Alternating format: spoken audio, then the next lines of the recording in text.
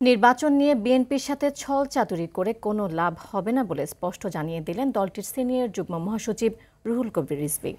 জাতীয় নাগরিক কমিটিকে রাষ্ট্রীয় পৃষ্ঠপোষকতা দিলে সরকারের গ্রহণযোগ্যতা কমবে বলে মনে করেন তিনি। আর আব্দুস সালাম বলেছেন, বিএনপি ক্ষমতায় কিংবা ভাগাভাগির রাজনীতিতেও বিশ্বাস করে না। তারা চায় জনগণের হাতে ক্ষমতা ফিরুক। মাইদুর রহমান রুবেল জানাচ্ছেন এর বিস্তারিত। ২৪-এর ছাত্র জনতার গণ আন্দোলনের রাজধানীর মোহাম্মদপুরে শহীদ পরিবারের পাশে দাঁড়ায় বিএনপি। দলটির ভারপ্রাপ্ত চেয়ারম্যান তারেক রহমানের পক্ষে সহযোগিতার হাত বাড়িয়ে দেয় আমরা বিএনপি পরিবার নামের একটি সংগঠন। পরে দলটির সিনিয়র যুগ্ম মহাসচিব রুহুল কবির রিজভী বলেন, ৫ আগস্টের আন্দোলন শেখ হাসিনার পালিয়ে যাওয়ার ইতিহাস। নির্বাচন বিলম্বিত না করতে সরকারের প্রতি আহ্বান জানান রিজভী। বলেন, পতিত ফেসিবাদের স্থানীয় প্রতিনিধিরা অপরাধী। তাদের নিয়ে জাতীয় নাগরিক কমিটি দল গঠন করলে তা হবে অপরাধীদের দল।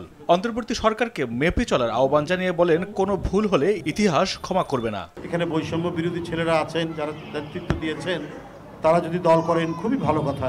তারা গণতন্ত্রের জন্য দল করছেন।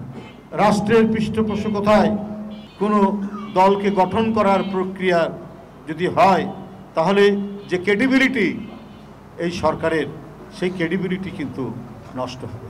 এই যে কাউন্সিলর যারা হয়েছেন, এরা তো অধিকাংশ ক্রিমিনাল। তারা যদি কোনো রাজনৈতিক দলে গিয়ে দল সংগঠিত করে, ওটা তো ক্রিমিনালদের সংগঠন। এদিকে ঝিগাতলায় কৃষক থেকে সরাসরি ভোক্তা পর্যায়ে ন্যায্য মূল্যে নিত্য প্রয়োজনীয় পণ্য বিক্রির লক্ষ্যে কৃষক বাজার উদ্বোধন করে বিএনপি চেয়ারপারসনের উপদেষ্টা আব্দুস সালাম বলেন, এদেশের মানুষ আর আওয়ামী লীগকে ক্ষমতায় যেতে দেবে না। যে বিএনপি নাকি ক্ষমতার জন্য, নির্বাচনের জন্য বাড়াবাড়ি করতেছে।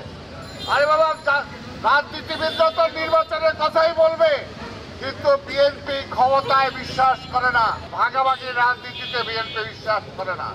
যদি বিএনপি ক্ষমতায় বিশ্বাস চাইতো, এই ৫ই আগস্টের পরেও আন্দোলনকারী রাজনৈতিক দলকে নিয়ে জাতীয় সরকার গঠন করে ক্ষমতায় যেতে পারত।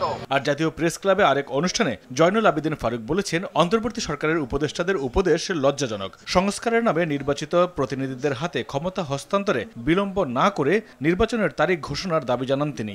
ডক্টর ইউনূস সরকার বাংলাদেশে কখন, কোন সময়, কোন দিন নির্বাচন দিবেন? মাইদুর রহমান রুবেল, RTV, ঢাকা।